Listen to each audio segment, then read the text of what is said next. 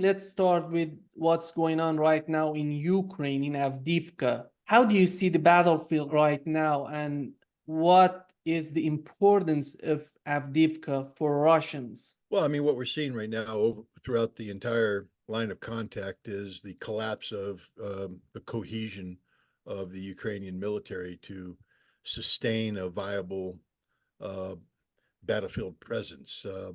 You know, they lack artillery ammunition, and they lack the ability to replace their lack of artillery ammunition with uh, an alternative, such as drones. On isolated areas of the battlefield, the Ukrainians have sought to, um, swarm drones and, to disrupt the Russian attack.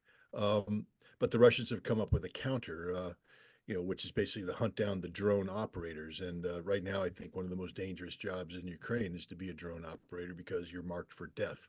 Um, Without fire support, the Ukrainian infantry and armor is very vulnerable to Russian artillery fires, Russian drone strikes, and this is what we're seeing. The battle for Adviivka is an indicator of this. The Ukrainians were able to use artillery to disrupt Russia's attacks by not only striking troop concentrations, but also command and control facilities, logistics, but more importantly, to prevent the Russians from massing artillery fires, so that whatever artillery Russia brought up tended to get caught up in, counter battery artillery duels, things of that nature.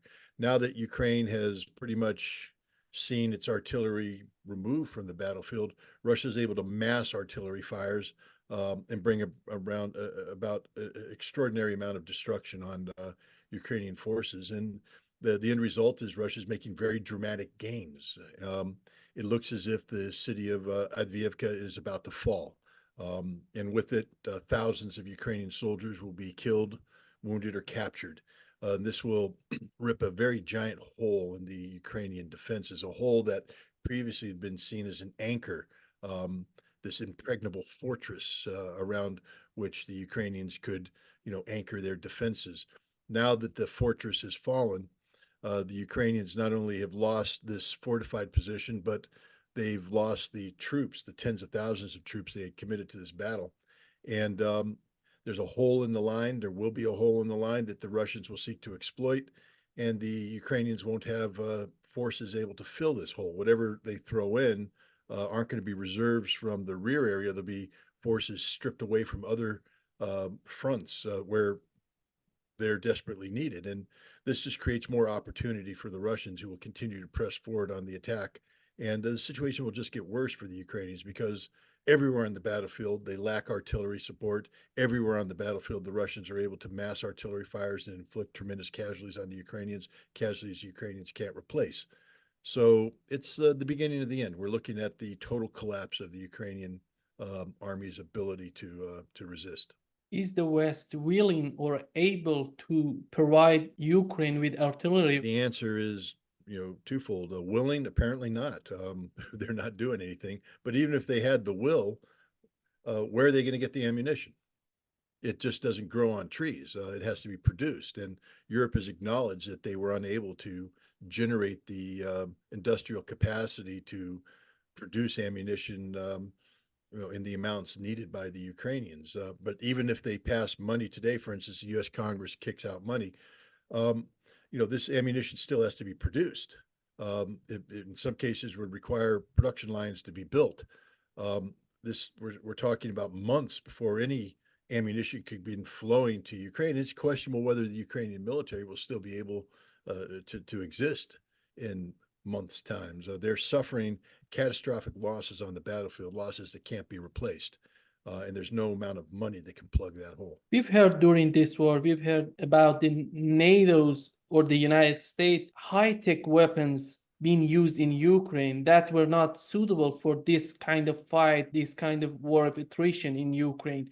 Do you think in the US, the military industrial complex is thinking of modifying these kind of systems? First of all, I don't agree with this concept.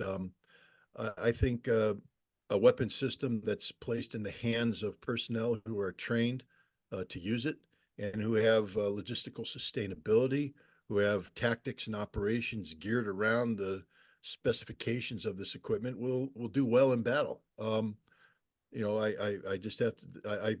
I believe that the United States Army, using the M1 tank, uh, would perform better than the Ukrainian army using the M1 tank. It's not about the tank, it's about the soldier, it's about the system, it's about the approach. Um, but the US Army would run into, similar problems, artillery support. Um, does the US Army have sufficient artillery systems capable to, um, match or, in the case of the need for victory, surpass those of Russia? And the answer is no. Can we sustain our brigades in combat for a meaningful period of time? The answer is no. It's not about the equipment. Um, I mean, we know that good soldiers with outdated equipment can do quite well. We saw this, in Israel's 1956, 1967, even 1973 wars against their Arab opponents. Um, Many of the Israeli reserve units that were sent into battle were sent into battle with old tanks. Some of the tanks dating back to World War II. But through audacity, through good tactics, et cetera, Israel was able to prevail. Um, and so if the Ukrainian army, had its act together, had highly trained troops, it doesn't matter that they don't have the newest tanks. Now, there is an argument to be made that since the Ukrainian military was trained on Soviet era equipment, that it would be best to give them Soviet era equipment. And I agree with that. One of the big problems here is that we're giving them equipment that they can't maintain, that they aren't familiar with. They don't know how to use, they don't know its characteristics, they don't have maintenance sustainability. Um, but again, that's not the equipment's fault. That's the Ukrainian soldiers' fault. They're just not able to receive this equipment and use this equipment effectively. When it comes to the Patriot systems and S-300, which is much older than Patriot systems, how do you compare these two kind of systems that were so crucial in this battle in Ukraine? Again, it comes down to troops. I mean, the Patriot system, first of all, isn't as good as everybody makes it out to be.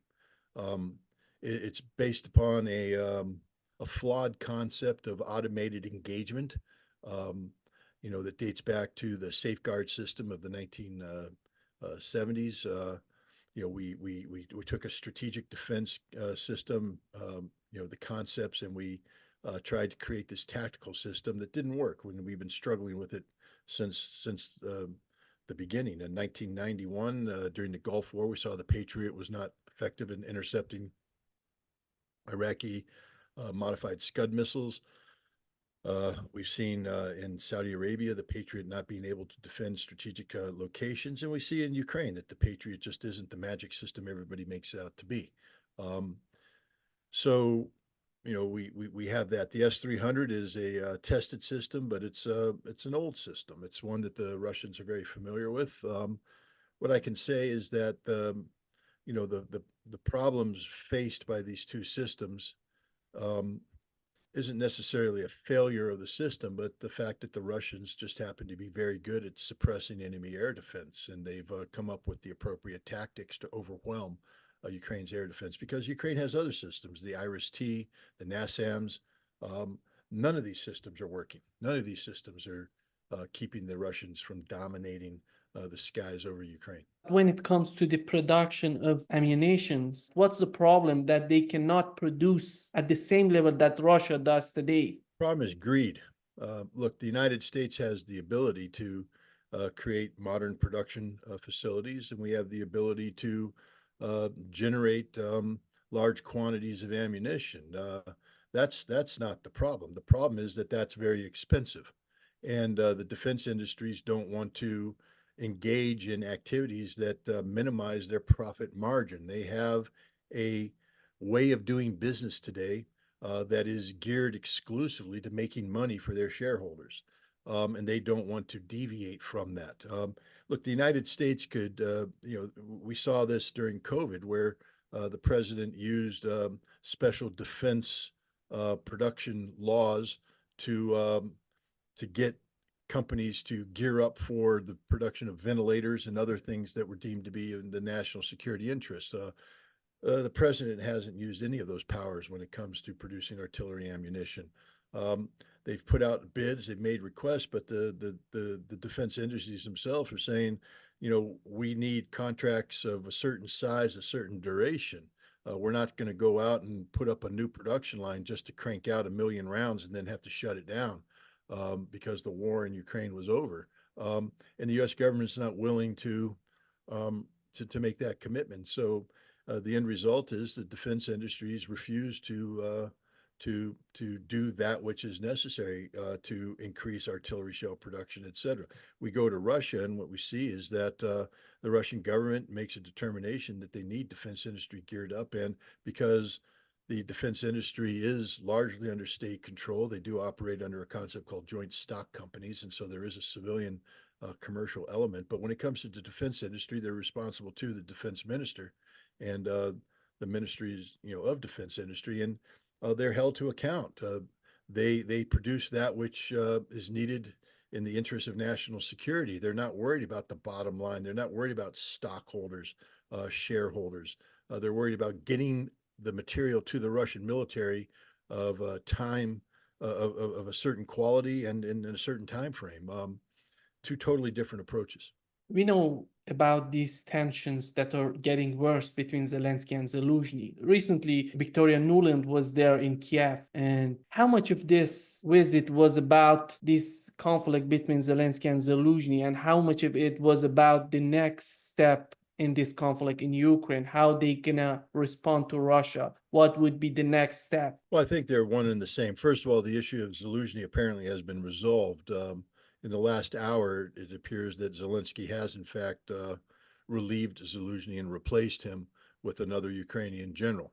Um, and so the implication in that is that um, a solution was found to where Zelensky would step aside, that he wouldn't oppose the resignation, he wouldn't, you know, have the potential of launching a military coup to remove Zelensky from power. It also means that Zelensky and the new military leadership and the new civilian leadership, because my understanding is that Zelensky's departure is not a one of, that there will be other people within the Ukrainian government that will be asked to step aside.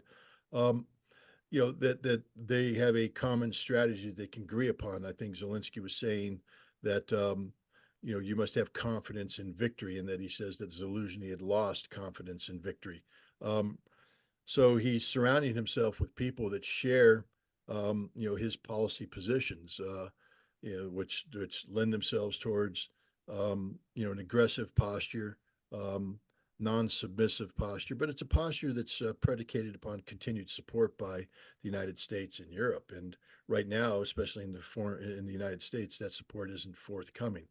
But I think Victoria Nuland's visit was designed to ensure that Ukraine didn't devolve in a way that ended the pretense of Ukraine being a democracy. You see, civil military relations is very important in a democracy. When a civilian leader says something or gives an order to the military leader has to obey, especially when they're told to step aside. Zelensky disobeyed. He was told to step aside and he refused to do so. And so if Zelensky had pushed this issue, um, the potential of a coup d'etat existed. So I think Victoria Nuland's job was to come in and try to navigate a solution that would not result in a military coup, and that would result in Zelensky being able to consolidate power amongst people who shared his vision on how this war should be conducted. Is Odessa still on the table to be saved for the Ukrainians? No, I don't believe so. I think the decision has been made in Russia that Odessa, Mykolaiv, Dnipropetrovsk, and Kharkov will be removed from Ukrainian control and placed under Russian control. Whether this is permanent or part of a buffer zone might be up for negotiation in a post-conflict discussion. But no, Ukraine will be defeated. They will be demilitarized. They will be denazified, and Russia, I believe, is going to take control of the territories that it it believes constitute part of historic Russia, and that includes Odessa, Mykolaiv, Dnepropetrovsk, Kharkov, in addition to Crimea, Kherson, Zaporizhia, Donetsk, and Lugansk. With what we've seen so far, in your opinion, if that happens, what would be the situation of the western part of Ukraine? We know that we have various ethnicities in that part, Romanians, Hungarians. How do you see the future of the western part of Ukraine if it ends up to be a landlocked? I think Russia has to be careful not to win the war, but lose the war. And what I mean by that is the whole purpose of this special military operation was to make sure that there was a neutral Ukraine, that NATO couldn't use Ukraine as a springboard against Russia, etc. Um, and also to create the conditions for a new European security framework discussion with Europe and the United States. If this war ends and Western Ukraine continues to be a place where anti Russian ideology can fester and be fostered, where Stepan Bandera is still considered to be a hero, then what has Russia accomplished? Nothing. I mean, they've won a war, they've gained some territories, but this problem hasn't gone away and it will continue to exist. I think Russia wants this problem to be ended. It wants the issue of Banderist ideology to be terminated. And so this is going to require not allowing Western Ukraine to fall under the sovereign control of other nations, but for Russia to ensure that Western Ukraine is purged of all of its Banderist leanings, and and cleanse it of this infection. And then afterwards, to incorporate this cleansed Western Ukraine into whatever Ukrainian rump state still exists after the conflict. Belarus has made it clear that it will not tolerate Western Ukraine going to Poland. That poses an existential threat. So, and I think Russia will respect Belarus's inclinations in this regard. So, I don't see Western Ukraine going to Poland. Now there are other ethnic groups. Romania has some claims. Hungary has some claims. On here, I could see referenda taking place that saw the transfer, because we're not talking about Nazi ideology. We're talking about respecting the desires of the for self determination of an ethnically homogenous people. So the Hungarians would say, "Well, we don't want to live under Ukraine. We want to live in Hungary." The same thing with the Romanians. So I think we could see that, but for Western Ukraine, I don't see Russia allowing that to go to Poland. First of all, it would insult Belarus, and put the Belarus-Russian relationship at risk. And then second of all, it creates the conditions where eventually Western Ukraine could be absorbed by Poland, therefore becoming NATO territory, or the Banderas would never be purged, and they would be there continuing to spread their rot. So I, uh, I don't see a situation where Russia allows Western Ukraine to become an independent entity. In Germany, in the United Kingdom, recently in Sweden, they're talking about fighting Russia. How realistic is that? I think right now NATO is in a crisis. They have said that the conflict in Ukraine is existential for them, that they can't allow Russia to win. Well, Russia's winning. It doesn't matter what NATO wants or thinks or desires. Russia is not only winning, but Russia has won. And so NATO is now struggling to make itself relevant. And it can only do that by postulating scenarios where there will be conflict with Russia, because only by postulating those scenarios can they argue for the increase in defense spending that would be necessary to rebuild the alliance militarily. Um, the the good news is that every single one of the NATO war narratives involves Russia attacking NATO, and Russia is not going to attack NATO. But what NATO needs to realize is, regardless of whether it's a Russian attack or a NATO attack or whatever, a war with Russia will not be anything like the conflict that we see in Ukraine. I mean, right now, NATO is under the impression that that's the war they'll be fighting. That's why they're talking about, a 300,000 person rapid response force, rearming, re-equipping, etc. They're doing this large exercise this summer. So, but the war between Russia and NATO won't be fought by conventional means. It'll be fought using nuclear weapons.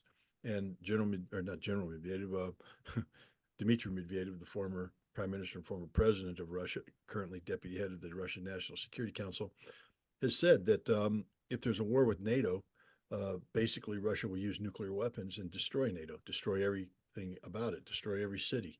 That's the reality of a Russian NATO conflict. The good news again is that NATO's war rhetoric is predicated upon a Russian attack against NATO that will never come. So it's basically loud words. But the problem is if NATO continues to not only posture rhetorically about the potential of conflict, but begins to actively prepare for potential of conflict, um, you know, you could create a scenario where one mistake, one miscalculation leads to the initiation of action that then uh, results in a war that nobody wanted, nobody was looking for, but now is here, and now everybody dies. So that's the danger, and I think the world needs to wake up, not just Ukraine, or not just Europe, not just Russia, not just the United States, but the world, that what NATO is doing is grossly irresponsible and putting the entire world at risk. And maybe international pressure could be put on NATO so that it stops talking about the need to expand its military capacity and instead starts talking about, what it takes to create a new European security framework where Russia, NATO, Russia, and Europe can live side by side in peace. Many people are arguing that if NATO goes to war with Russia, they're gonna smash Russia because they're comparing GDP of these countries, the size of military, the weapons, the manpower they have. Well, first of all, again, if NATO and Russia fight, understand it doesn't matter how much conventional power you have. It's going to be a nuclear war, so you're all going to die. And NATO has no has no meaningful nuclear capacity. They rely on the United States, to a lesser extent, France and Great Britain. So it's a stupid argument to begin with, a stupid conversation to begin with. But it's there. I recognize that. But let's just look at the fallacy of this. NATO is not a singularity. It's not a homogeneous singularity. What I mean by that is, in the United States, I can take a division from Washington State and move it to Georgia and then move it on to Europe, because America is a singularity. Um, how many Spanish divisions are there, and how many of those divisions are earmarked to fight in Poland? First answer is, I don't know. We'd have to look it up. But the second answer is easy: zero. So let's take Spain out of the equation in any potential future conflict with Russia. There won't be any Spanish forces in Poland. How about Portuguese forces? Nope, none of them either. How about Italians? Nope. How about the Turks? Nope. How about the Greeks? No. Do you see what I'm saying? It doesn't matter how many nations are in NATO. NATO is incapable of harnessing the totality of this military potential into a singularity capable of standing up to Russia. If Russia and NATO were to get engaged in a ground combat, it would be either in northern Europe with Poland, the Baltic states, backed up to a lesser extent by the United States, very small British contingent, very small French contingent, um, you know, and maybe some German troops. But there won't be any Italians, there won't be any Spanish, there won't be any Portuguese, there won't be any Turks or Greeks, just those forces. And those nations all have broken militaries that are incapable of generating militarily significant forces. So that's right. Now let's say we fight against the fights now in Moldova and in Romania. So you have the Romanian army. You may get some Bulgarians, probably not, but maybe some. You get some Americans, and that's it. The rest of NATO is not going to deploy to Romania. So, what are we talking about here? It's NATO's power exists only on paper. It's not this. It's not like there's a single NATO military. The military is made up of a bunch of constituent states, each one of whom, um, have their own commitments. You can't look at the Spanish military and say, oh, because they have 500,000 troops, they can send 500,000 troops to Poland. They have other commitments. They have other national security requirements. So even if they were able to deploy people to Poland, I would imagine they could only generate a couple thousand. That's not game-changing numbers.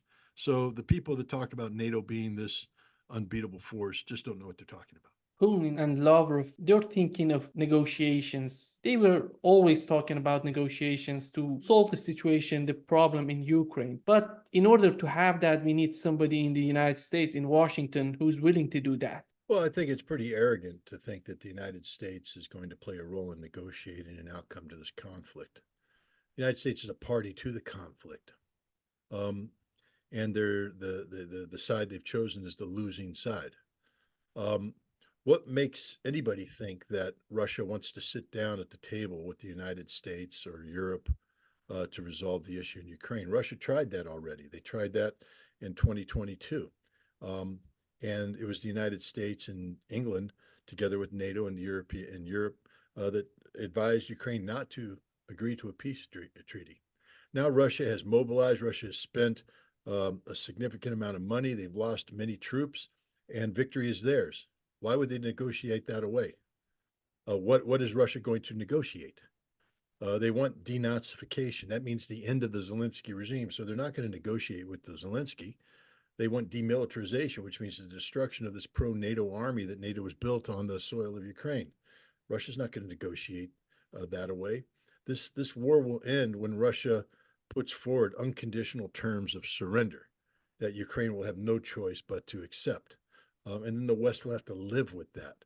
Whatever negotiations take place between the West and Russia will take place after Russia defeats Ukraine, after Russia imposes its will on the Ukrainian situation, not before. Why would they sit down and negotiate? That's defeat. In order to get Russia to the negotiating table, you have to beat Russia.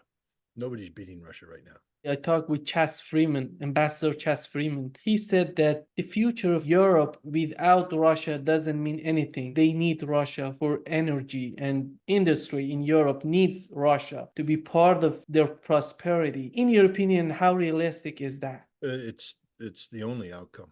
Um, you know, we're seeing a situation where the European people are starting to recognize that they've been taken hostage by their own politicians who don't have the best interests of Europe or the people, you know, at heart. So we're seeing farmers come out in great numbers. We're seeing the people becoming disillusioned by the electorate, and you know, when businessmen sit down and say under what conditions, for instance, in Germany, can businesses return to Germany, it'll be cheap energy. Right now, they can't afford it because the United States scammed Europe. We blew up a pipeline, and then we convinced them to stop importing energy, and then they had to turn to us, and they're paying exorbitant prices for gas. And you know the Europeans. That's not sustainable. I think the Europeans will make a decision down the road that there needs to be a new European security framework that allows them to peacefully coexist with Russia. It may be a framework that operates inside the NATO alliance or outside the NATO alliance. It's not going to be dependent upon that. It's going to be dependent upon the desire of the participants for renewed relations, good relations with Russia, inclusive of the ability of Europe to procure Russian energy at affordable prices. Scott, when you look at Germany, we know that the Green Party is not in a good shape right now. An alternative for this party would be AfD, that is getting a stronger alternative for Germany, for Deutschland. The leader of this party was talking about Dexit that comes from Brexit. When it comes to the problems that they're dealing with right now, how serious is this kind of mindset? I would imagine that's still a minority position because Germany has played such an important role in the creation of the European Union, and the German economy is at the center of the euro economy. Um, I before Germany divorces itself from Europe, I think that Germany would seek a rethinking about NATO and the role that NATO plays and the role that Germany plays in NATO, um, as a way of strengthening Europe. Because I think there's a growing recognition inside Germany that NATO actually is being used by the United States to tear Europe apart, to weaken Europe. And so I think the first thing that would happen would be for Germany to turn its back on NATO before Germany turns its back on the European Union, because that would require Germany to go alone. And this would also be a huge threat to Europe because if Germany goes alone, it means it's going in a direction opposite of that which is desired by the United States or Brussels, which means they're probably going to gravitate towards Russia and become some sort of economic, partner with Russia. And that would create significant problems for both Europe and the United States. How is that possible for Europe to be independent and a powerhouse? I think it's. I think to talk about Europe as a powerhouse is unrealistic. Um, Europe's had its moment. The European Union was created. Europe was given an opportunity to build something strong, and yet all they ended up subordinating themselves to the United States. Today, Europe has too many problems. Europe will break apart into its constituent states. I believe that's the future of Europe. But the notion of this powerful united Europe is a joke. It's a fallacy. It's not powerful, and it's definitely not united. Uh, Another problem facing Europe is that because of this multi-decade experiment in creating a European community, people stopped believing in their own national identity, and that's problematic. You have people that um, probably can't articulate what it means to be a Frenchman, what it means to be a German, what it means to be a Brit. They just know what it means to live in Europe. Now, uh, we'll see what the future holds. I think rise of parties like the Alternative for Deutschland um, are reflective of the fact that many people, Michel Le Pen has a right wing party in France. We're seeing Giorgia Moreno, the Italian Prime Minister, she she's from the right. Viktor Orban. We're seeing the rise politically of right wing parties that talk about defending sovereignty, national sovereignty, not European sovereignty. So I think we're seeing Europe redefine itself as a collective of nation states as opposed to nation states that have come together in a European singularity. I don't see Europe emerging as a powerhouse, and I don't see any European nation being able to, in in a reasonable period of time, reverse the deindustrialization that's taking place now because of the sanction of Russia and the kickback. I think Europe has shot itself in the foot, and it's going to have to restructure and redefine itself before it can emerge with any sort of viable economy. And a key aspect of this restructuring and redefinition will, of course, be its energy relationship with Russia. With the damage that we're witnessing that they're having in their relations with Russia right now, in your opinion, how long does it take to get to the point before this war started? I don't think we'll ever get to the point where before this war started. The world's changed. Before this war started, Russia was talking to NATO to create a new European security framework. After this war finishes, Russia will have defeated NATO um, and won't be inclined to give NATO the same consideration that it gave to NATO prior to this war. The same with the United States. Um, I think we're looking at a completely new European-Russian relationship, one that where Europe has to respect the strength of Russia. Back in December of 2021, Europe ignored the Russian outreach for a new European security framework because they didn't respect Russia. They didn't fear Russia. They viewed Russia as a joke, a nation, a gas station disguised as a nation, things of this nature. Well, Russia has emerged from this conflict, you know, having defined itself as not just a regional powerhouse, but a global powerhouse with unmatched military skills and an economy that's booming compared to Europe's economy. Russia's not going to give away everything that it has accrued in a positive fashion over the course of the past 2 years um, just to have good relations with Europe.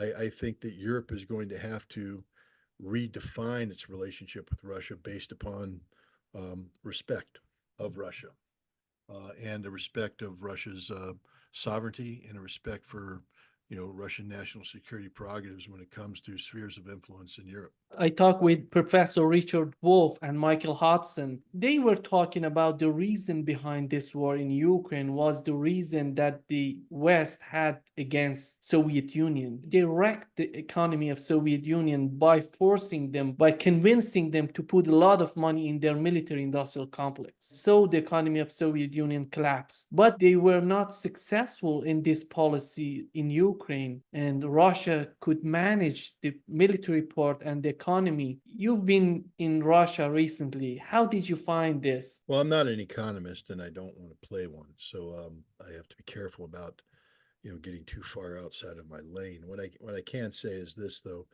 the Soviet Union suffered from you know centralized planning. Um, if we take a look at their ballistic missile production, they produced very good missiles and they produced a lot of missiles, but the mechanism was of pain. The economy of producing missiles wasn't something that the West could readily comprehend. Um, it wasn't that the factory received money for the missile. Like if I contract with Boeing to produce a missile, we have a price marked for each missile, and that price generates funding that then gets budgeted and used to pay salaries, build infrastructure, et cetera, et cetera. That's not how it worked. For there was a whole bunch of factors that went in that didn't have direct economic correlations, and so it was unsustainable, especially when the Soviet economy tried to transition away from centralized planning into the more cost-effective cost accounting, where they had to account for each dollar, where to go to traditional Western style accounting. And what they found when they made that transition is um, you couldn't sustain for instance, the factory city. One of the things about the Soviet Union is when they produced these missiles in Vodkinsk, where I was, um, the factory was responsible for schooling, for the roads, for housing, for social things. So the budget that they received from the state didn't just pay for the missiles; they paid for everything. When you went over to cost accounting, um, suddenly you're paying for a missile, but there's no money for everything else. So the system started to collapse. So it wasn't that the West caused Russia to collapse. That's just not true. The Soviet Union could very well, if I mean, there's a school of thought today that that the reason why the Soviet Union collapsed is because Mikhail Gorbachev precipitously transitioned from Soviet-style economy to a Western-style economy with no plan on how to do it, and uh, and the whole thing collapsed.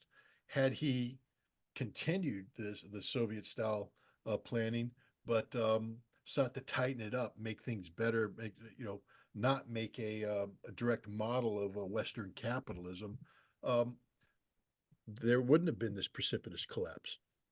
But he didn't have that vision. He had bought into the notion that the West was better.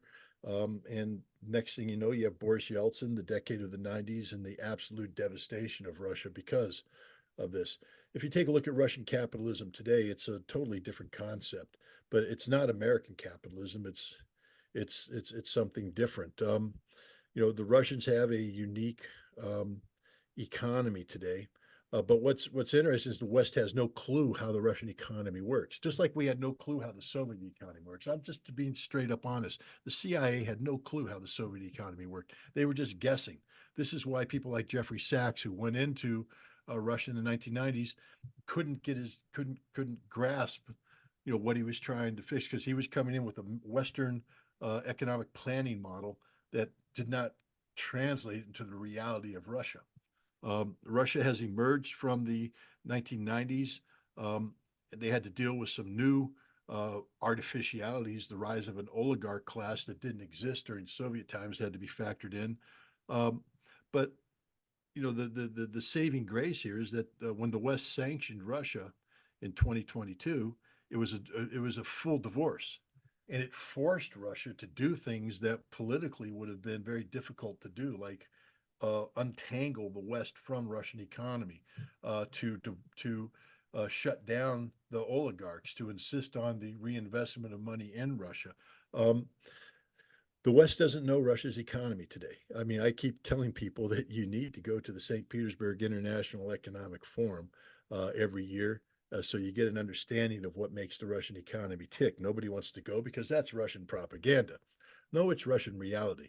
There was an exhibition, I think it's still on for a couple more weeks, the VDH exhibition in Moscow, that talks about the economic status of all the various districts and republics and oblasts. Each one had their own exhibition platform. And I toured that, and you get to see the diversity of the Russian economy. Again, if you don't see it, you don't know it, you can't talk about it, you can't assess it. Um, and I think that I think we put too much, we've created a myth about the collapse of the Soviet economy. It didn't collapse the way they say it did. I would challenge them on that. I think that it's far more complicated than just saying that we put so much pressure on them in terms of producing weapons that the system collapsed. No, the system was there. It was working. It wasn't firing on all cylinders. The problem was trying to transition that system to Western style capitalism. That's where the collapse took place, not because we put too much pressure on on Russia. And today, the notion that we could pressure Russia. How do you pressure a system that you don't understand? I mean, what points of pressure are you going to push? You know, it makes no sense. We're going to sanction the Russian economy. One of the reasons why sanctions have failed is because they don't know what they're doing. They don't know the Russian economy. They don't know how it functions. They have artificial expectations about, you know, if we cause effect relations, if we do this, this will happen. Well, we did this, that didn't happen, but it backfired on us. I would say that most economists today don't have a clue what the reality of the Russian economy is. I don't have a complete picture of it, but my host that takes me to Russia is a Russian economist. And he spent a lot of time introducing me to the reality of the Russian economy, not just in Moscow, St. Petersburg, but throughout in Novosibirsk, in Irkutsk, Ekaterinburg, Izhevsk, Kazan. And you see the reality of the complexity, the diversity of this Russian economy. You know, there are weaknesses, there are strengths, but my point is we in the West don't understand it because we've divorced ourselves from Russia. We study Russia from afar through a filter that's defined by Western academics who are inherently opposed to Russia, therefore paint everything that happens in Russia in a negative light. Russia is a far stronger economy today than even the IMF, which is supposed to be very good at global economy. They can't get it right. They set a number for the Russian economy for economic growth, and they came back and said, "Well, we got to increase it," because they don't understand what's happening. They don't understand what's happening. So I think it's too simple to say, we did X for the Soviet Union, this happened, but when we tried to do it with Russia, it didn't happen. You can't make those correlations. Two totally different economic problems, but both united by the fact that the West had no clue what was really going on inside either the Soviet economy or the Russian economy today. How do they feel about these new oblasts of the eastern part of Ukraine? Do they really think that they are part of Russia? I'm talking about the public in Russia. There's no doubt in their minds that they're part of Russia. There's no debate, there's no discussion, there's no dialogue. They are Russia, and Russia views them as Russia. This isn't a joke. This isn't a game. This isn't some sort of geopolitical cuteness. Russia went to war. Russia didn't want Zaporizhia. They didn't want Kherson. They may have wanted it, but they didn't desire to take it from Ukraine, but they were compelled to do so. And now that they have done so, these territories are part of Russia. I was in Kherson. I interviewed the governor. I interviewed the head of their economic development. They are rebuilding that place as this war goes on so that it is a functional part of Russia. There's no debating this. In the West, we can sit there and play stupid games by drawing lines on maps saying we don't recognize that. Russia doesn't care. Drive into Kherson and ask them, are you Russian or are you Ukrainian? There's no debate, no discussion. They're Russian. They will always be Russian, forever, in perpetuity. How they're helping them right now because they were so devastated, these regions were so devastated by this war. Well, I mean, in Kherson, the first investment project that was put in place was the construction of a concrete manufacturing plant, one line. They now have 6 lines. Um, I think the plant was designed to produce concrete at a rate of 60 cubic meters per hour.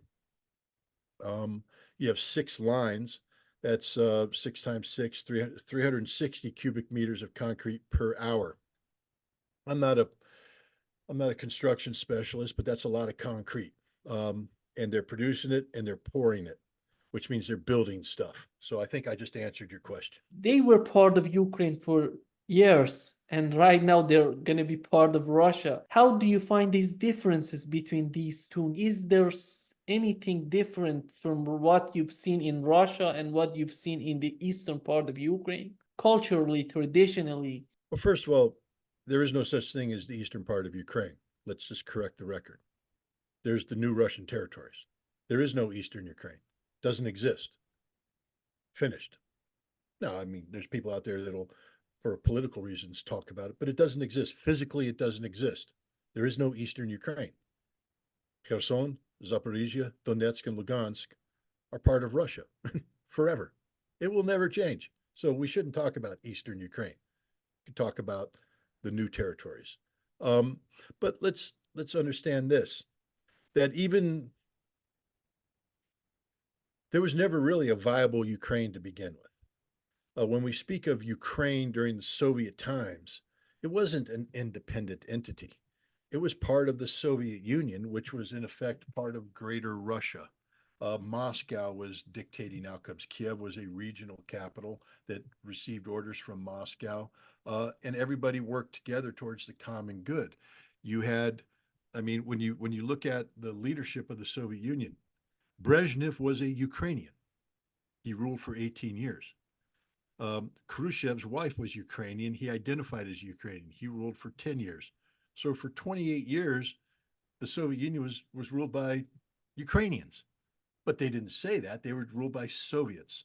The senior officers in the Russian and Ukrainian military today all trained together in the same academies. They didn't view themselves as Ukrainian or Russian. They viewed themselves as Soviet, which means part of Greater Russia.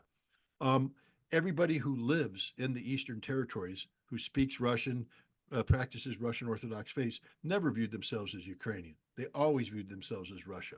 And when the Soviet Union collapsed and Ukraine became an independent state, these people never said, "Oh, I'm with Kiev." They always said, "No, I'm Russian. I'm with Moscow." That's just the reality of it. Now they had to live with a political reality that they were part of Ukraine from a sovereign standpoint, but they continued to fight for their rights, struggle for the right to speak Russian.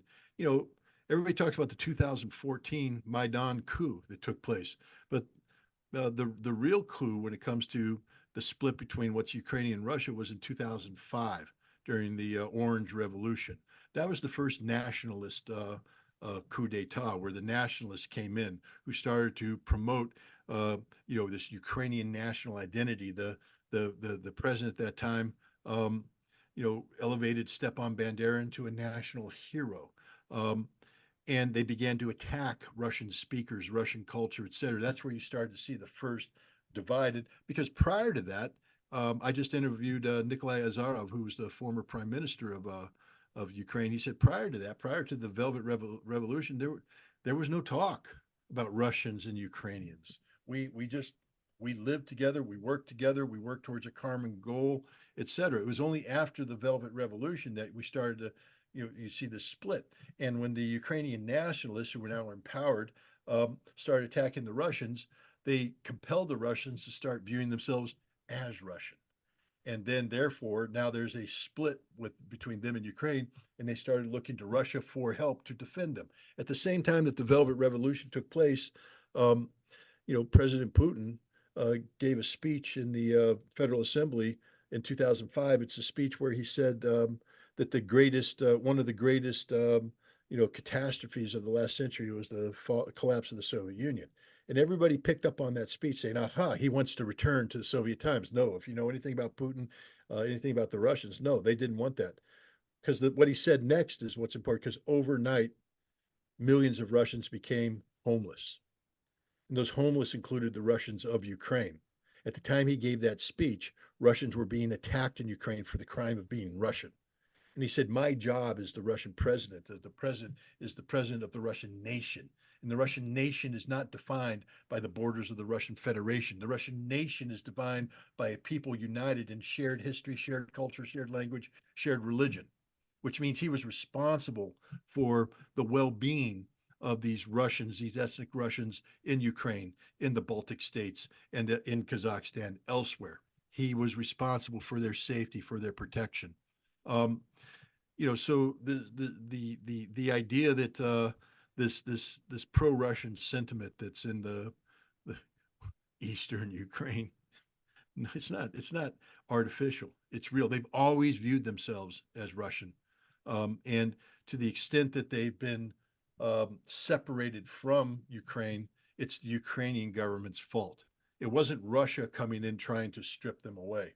In fact, if you take a look at the Minsk Accords in 2014, the Donbass, Donetsk, Lugansk, the separatists wanted to become part of Russia, and Putin said, "No, you're part of Ukraine." So, from a sovereign standpoint, you're part of Ukraine. Prior to 2014, when the right sector made a grab to seize Crimea and seize the port facilities in Sevastopol, Russia viewed Crimea as part of Ukraine. They didn't like that. The Russians that lived there said, we're Russian, but from a legal standpoint, Russia was not making an effort to strip these territories away. They only took control of these territories when the Ukrainian nationalists started to threaten the security of the Russian people living there. Then the Russian president of the Russian nation said, it's my duty and responsibility to protect these people. Until the West understands that and respects that, then we'll just never be able to be in sync with Russia. And the reality is that the Russian nation today includes Odessa, Nikolaev, Dnipropetrovsk, and Kharkov. And you probably call that Eastern Ukraine today because that's the easternmost, but it won't be Eastern Ukraine much longer. It will be part of the new Russian territories because this war, I don't believe, will end until those territories are incorporated into Russia as well. I think the picture that you've just drawn for us totally describes why Russia calls it special military operation, because it's not anything like what we've seen in Gaza. I know it's a meme because but it showed a photograph of Kiev today and compared it to a photograph of Gaza. And they said, this is Kiev at war. This is Gaza at war. Now, you can replace Gaza, Kiev, with the photograph of Bakhmut, a photograph of Mariupol, a photograph of Avdiivka, and you'll see totally destroyed cities. So it's sort of too cute to be true. I mean, but the point is, Kiev is the capital of Ukraine, and it functions today as if there wasn't a war. Yes, every once in a while, electric power goes out, but the notion that you can have a functioning parliament, that you can have a president unscathed, you can have foreign leaders hostile to Russia's interests traveling freely to Kiev and walking around and seeing things is absurd. If this was a war, Kiev would be flattened. And that's the reality. It is a special military operation. Russia is waging this conflict in a manner that is totally different from war, because Russia knows that one day this war will end and that it will have to deal with what's left. And it would rather deal with a Ukraine that could be rapidly reconstituted as a viable nation state with infrastructure that functioned, as opposed to a totally devastated nation that becomes a burden to Russia going forward. Germany and Japan signed a military pact to contain China. What's the reason behind this, in your opinion? I think it's primarily involved in the sharing of defense technology and things of that nature. Germany can't deploy troops.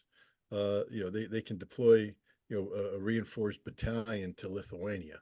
They're talking about expanding that to a brigade, but that's going to create a crisis within the German military in terms of sustainability. What German forces are going to go to the aid of Japan? None. Zero. What Japanese forces are going to come to the aid of Germany? None. Zero. It's a meaningless document. It's a political document. It's a document to make up for the fact that at the last NATO summit, France vetoed the notion of NATO setting up an office in Japan. So what Germany's doing is recognizing that while NATO can't be in Japan, that it will enter into relations so that it can be shown that NATO and and Japan through the German action are cooperating with each other. But if Japan gets dragged into an American conflict with China over Taiwan, Germany will not be coming to the assistance of Japan. When you look at this kind of actions together with the tensions that we're witnessing in Taiwan, the United States and United Kingdom were asking China to help them to talk with Iranians. When you look at all these equations, what's the logic behind this? What I see is incompetence, and what I see is a Biden administration that's reacting to global events, not being proactive. Um, we have a China policy.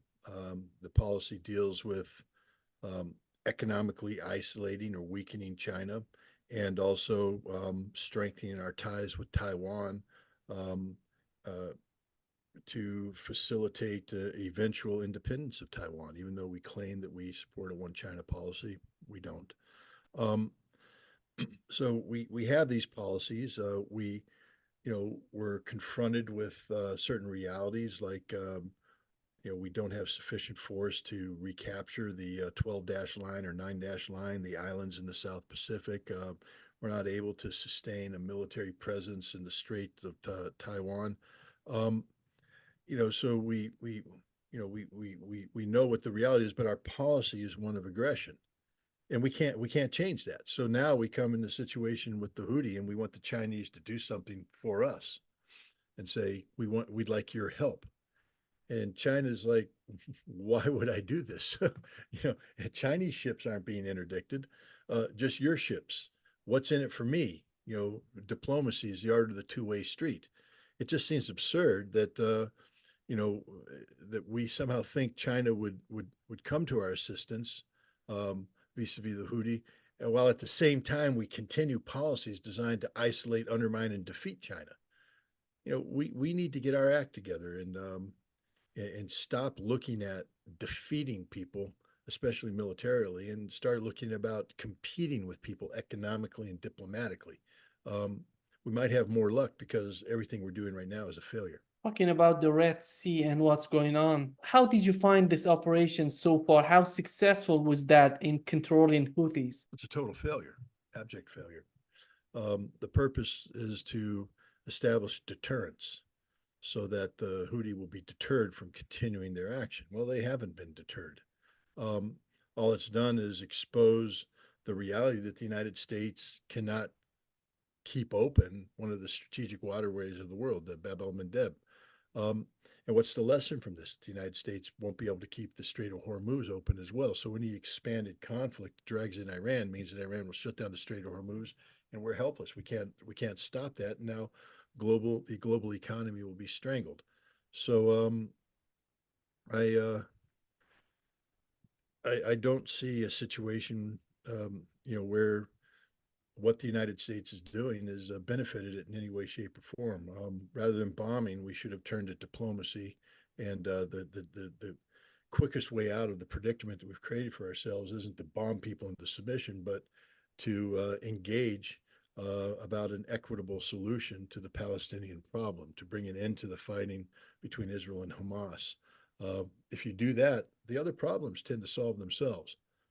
But if you're going to continue to go all in on the side of Israel, understand that there will be consequences to pay, and we don't have the military force to effectively deter those consequences. When it comes to dealing with Houthis, with all of these groups in the Middle East, they're talking about Iran. Iran is the core of these problems. Lindsey Graham and other basically Republican senators were talking about bombing Iran. If they bomb Iran, they can solve the problems in the Middle East. No, I mean, if by bombing Iran we could solve the problems in the Middle East, we would have bombed Iran a long time ago. The reason why we don't bomb Iran is that it won't solve the problems in the Middle East. It'll just make the problems even greater. Not only that, but there's no guarantee that we win any conflict with Iran. We know that Iran will be able to inflict near fatal economic damage on the United States and the world by shutting down the Strait of Hormuz, and if necessary, destroying the oil production infrastructure of the Persian Gulf, the non-Persian oil producing infrastructure. Donald Trump was given the option of bombing Iran back in, I think, 2020, when the Iranians shot down a Global Hawk drone over the Straits of Hormuz. Um, but he was told by the Pentagon that if you do bomb Iran, then there could be escalation that leads to a major conflict, and the United States doesn't have sufficient military forces in the region to guarantee an outcome, and it would take months, if not years, to assemble that force, and even then, you couldn't guarantee an outcome. This is why Donald Trump didn't bomb Iran. Um, we will not attack Iran today for the same reason, because we don't have forces sufficient enough to sustain an attack capable of deterring or preventing additional Iranian muscle flexing.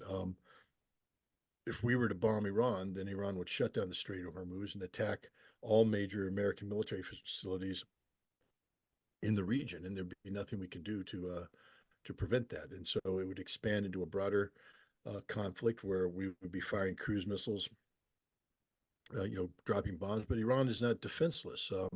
There are protections. And then what happens? They shoot down a couple American airplanes. Now they have a couple American prisoners of war.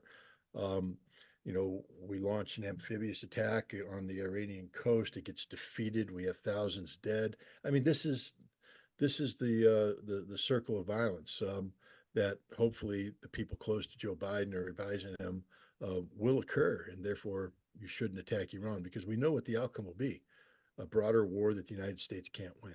In your opinion, with what we've seen so far in Gaza, what was the outcome of this conflict for Netanyahu and his administration and his party in Israel? Strategic defeat across the board. Understand that Netanyahu and his government are responsible, solely responsible, for what happened on October 7th, especially from an Israeli point of view. Not only were Israeli forces caught by surprise, but they were defeated by Hamas. And the Israeli response was one that slaughtered hundreds of Israeli citizens.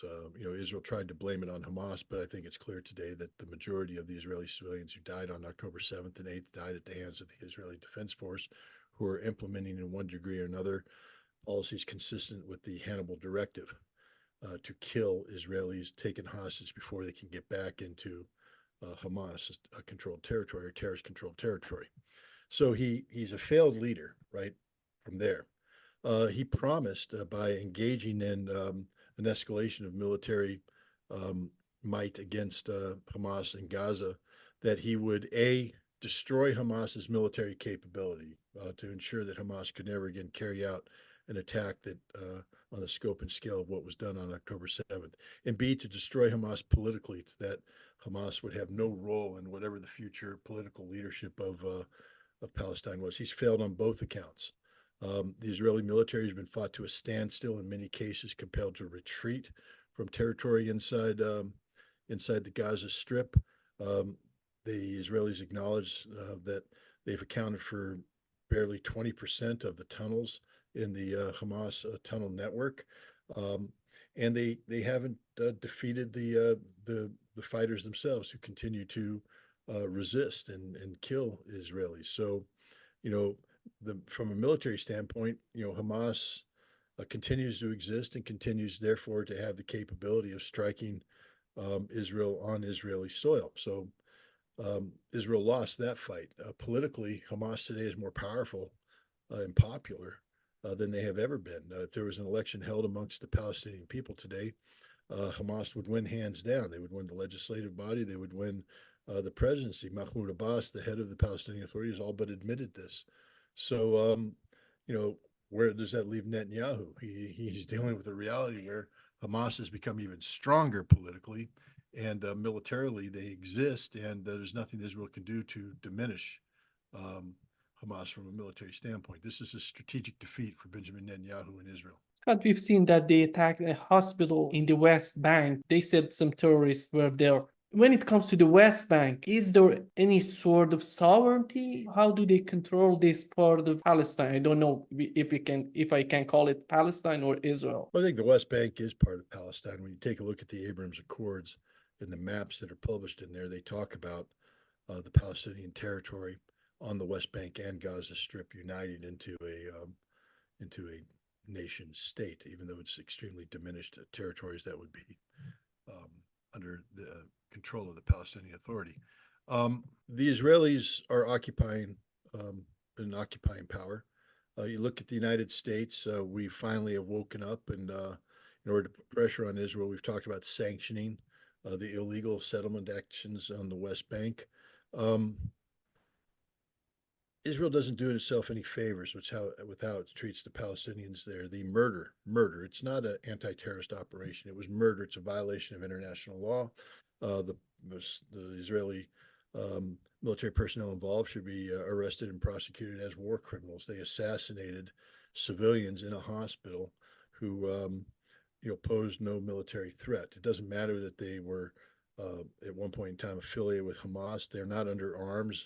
They're in a protected area, in a protected building, in a protected activity, and yet Israel came in and assassinated them in cold blood.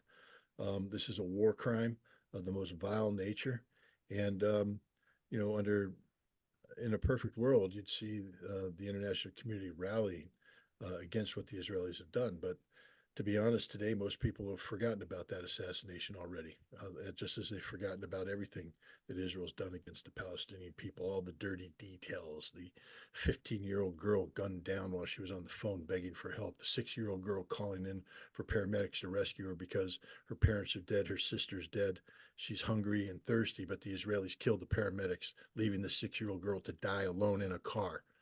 This happens every hour of every day. Uh, so the international community has turned a blind eye to what the Israelis have done, not just in the West Bank but in Gaza, and Israel will be condemned by this. Taking into account the military operation of Israelis in Gaza and the decision of International Criminal Court and the situation of Biden in the United States, considering the upcoming election 2024, which is he's losing the voters because of the conflict in Gaza. Are we getting to the point that we're going to have some sort of ceasefire in Gaza? Well, I think we're getting to that point. We're not there yet because Benjamin Netanyahu remains in power. I think there's widespread agreement that if there's a ceasefire, then that's the end of Benjamin Netanyahu politically. And so the question isn't about a ceasefire. The question is about Benjamin Netanyahu. When will he go? Under what conditions? Because that's the solution. How do you see the picture of Middle East changing during the conflict in Ukraine and right now the conflict in Gaza? I think Washington would like to keep the Ukrainian conflict and the Palestinian conflict separate and not allow things to get mixed. But overall, what we're looking at are two situations where the United States um, is not successfully able to leverage its economic and military power, its diplomatic influence into victory. Um, Russia is winning and will win in Ukraine. There's nothing the United States can do to stop that. And not just Hamas is defeating Israel, but the axis of resistance, the Iranian led um, partnership with Hezbollah, with Syria, with Iraq, with Yemen, um, is emerging as one of the, as the major power in the region. Hamas has defeated Israel. Israel no longer has this aura of invincibility. Um, and the United States has to deal with that. We, have initiated bombing actions against the Houthi to deter the Houthi from shutting down the Bab el Mandeb Straits to no effect. The Houthi shrug it off. They don't care. We've bombed Syrian and Iraqi militias, pro-Iranian militias. But in doing so, we violated sovereignty in Iraq to the extent that the Iraqi people are today demonstrating, hundreds of thousands surrounding the American embassy in Baghdad, demanding that the Americans leave. We are in a very weak position. Plan A is not working, and there is no plan B. So I think what we're going to watch unfold before us in real time is the strategic defeat of the United States in Europe and in the Middle East. When you look at Biden and his position right now, he's much hurting from the war in Ukraine or the conflict in Gaza. I think of the two foreign policy questions, it's the situation in Gaza that's hurting him the most. He is a man who has been bought and paid for by the Israeli lobbies, um, and yet he's in a situation that if he pursues policy that will be supported by the Israeli lobbies, he will probably lose uh, critical voters in critical states. It's already uh, almost a certainty that the Arab American community in Michigan will not support Joe Biden. And Michigan is one of the states that he has to win if he is going to stay in power. And we're going to see a cascading effect like that about the situation in Gaza, especially if the United States continues to endorse ongoing Israeli genocide. On the issue of Ukraine, um, I think the mainstream media has become accustomed to the reality that Ukraine is going to lose this war, and they're publishing stories which are conditioning the American public to accept the inevitability of this outcome. So I don't think it matters going forward what's happening in Ukraine unless President Biden seeks to put his presidency on the line and insist that the Congress pass this $60+ billion loan package. If he commits to this in a very aggressive manner, he may get the money, but then he'll lose even worse because the fact of the matter is, right now, Ukraine not having the money provides a very convenient excuse for those who are trying to, get their head around the fact that Ukraine is getting whipped on the battlefront. Say, oh, America didn't provide the money, America abandoned them, et cetera. Well, in America, we don't care. We don't care what the world thinks. If we did, we wouldn't have left Afghanistan. Uh, you know, so we're not worried about the consequences of Ukraine being defeated. Um, what we're worried about is the consequences of sending money to Ukraine while there's an unresolved border dispute, where Americans will start to say, "Why are you funding other nations' security but ignoring our own?" And I think that's the direction that this debate will be heading. If Trump wins, what does it mean for Ukraine and for Gaza? Well, remember to say if Trump wins, you're talking about a November election and a January inauguration, January 2025. There won't be a Ukraine then. It won't exist, so it doesn't matter. Trump is not a factor here in this conflict, nor is a factor in the Gaza conflict because that conflict will be uh, over there. Benjamin Netanyahu can't hold on for very much longer. He's in a very precarious situation, and he's going to have to yield the prime ministership to a successor who can look for a solution. Um, and so, Trump's irrelevant. I think, when he becomes president, these two issues will have been resolved. He'll have to deal with the aftermath, with the consequences of these. And there, I think we know that Trump is very pro-Israel. So I think, it would be interesting to see how Trump deals with a two-state solution. But Benjamin Netanyahu won't be in power by that time. Whoever's in power maybe will have taken a more moderate position on two states. So we'll see. On Ukraine, Trump has made it clear that you know he, he doesn't support the bottomless pit that NATO wants to be in when it comes to U.S. taxpayer dollars. That he doesn't see the need to create a NATO capable of confronting Russia militarily. Trump will be faced with a fait accompli regarding Ukraine, meaning the defeat of the Ukrainian military, political establishment, and the end of Ukraine as we know it. So I think he'll be more focused on NATO, and he's already said that NATO is an outdated alliance, and maybe the United States shouldn't be continuing its participation in it. So I think that would be the greatest outcome, that Trump will weigh in. He'll be pro-Israeli, he'll be anti-NATO, but the Gaza conflict will be over and the Ukraine conflict will be over as well. So I think Trump is just isn't part of this current discussion. Is Trump's presidency a threat, an existential threat for NATO? I think NATO is an existential threat to NATO. It doesn't matter who the president of the United States is. Trump has certain inclinations that are anti-NATO in nature. But remember, he's also schizophrenic on this issue. On the one hand, he speaks of NATO not pulling its weight. On the other hand, he brags about how he got NATO to invest more militarily. So, you know, it's not like we know which direction Trump is going to go when it comes to when it comes to NATO.